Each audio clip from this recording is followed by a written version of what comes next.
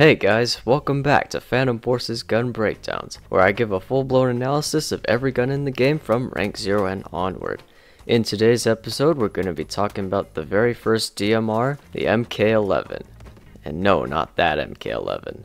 And this happens to be one of my most highest kill guns, and also one of my favorite guns to use in the game. A couple years ago, I pretty much used this as a primary for I don't know, every time I hopped on, so I know a lot about it and I'm pretty excited to talk about it. But if you missed the previous episode, feel free to click on the top right corner.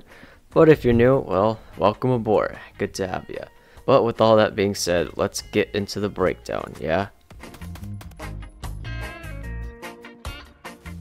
Of course, starting with some fun facts, the MK11, which is a variant of the SR-25 rifle, is an American designated marksman rifle that was first made in the year 2000. This is essentially another style of an AR-15 rifle that fires the 7.62 by 51mm cartridge and was meant to be a quicker and easier to use alternative to compete against many of the other bolt-action snipers on the market. But later on, SOCOM decided that this weapon would be eventually replaced with the SCAR SSR. But yeah, not too many fun facts today, but let's get into the in-game stats.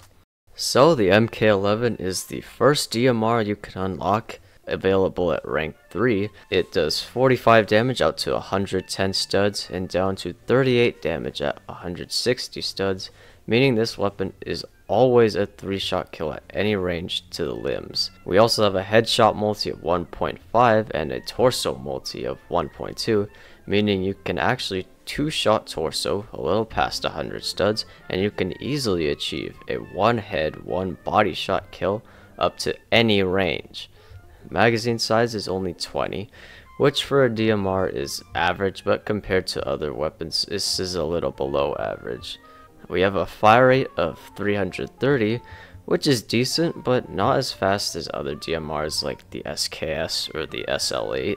Now on to the advanced stats. The muzzle velocity sits at 2800, which is very good, close to the amount that snipers usually have. Penetration depth is 1.7 studs, which is also pretty good, and it can easily go through thin pieces of cover.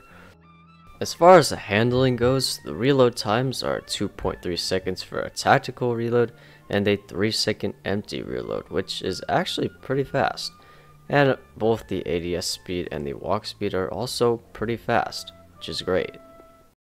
And now onto the recoil, and with DMRs, very similar to the sniper rifles, the accuracy is very good, and if you allow the recoil to recover by tapping between shots, they will all be about in the same place.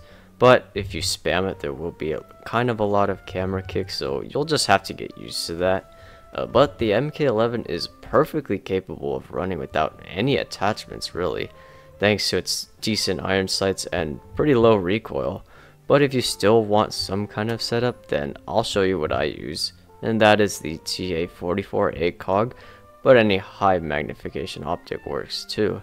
The default suppressor, the tri-laser, and the collapsible stock, which can be unlocked for free. As far as ammo types go, we do have one conversion, and that is the 500 Phantom, and what this does is increase your overall damage, increases your torso and head multi, making the weapon a 1-shot kill to the body out to about 70 studs, and also increases your penetration, but at the cost of worse recoil, lower RPM, lower magazine size, and absolutely atrocious muzzle velocity down to only 1000. Now for this conversion, what I would do is replace the suppressor with a muzzle brake and the collapsible stock with a ballistics tracker to help compensate for that horrible muzzle velocity.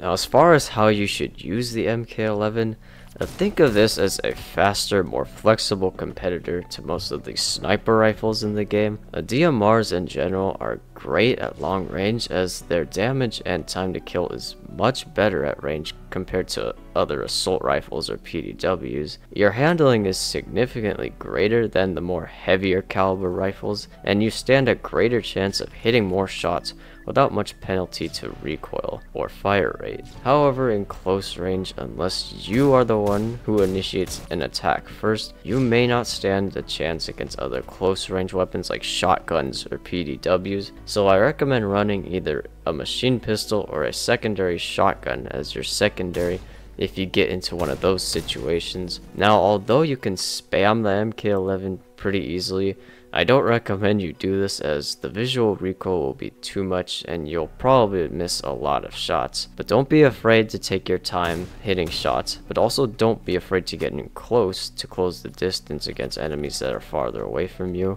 And this especially applies to the 500 Phantom conversion, as the muzzle velocity forces you to get closer to get those juicy one-shot kills. But overall, the MK11 is a great choice for long range power and also an excellent close range punishment option.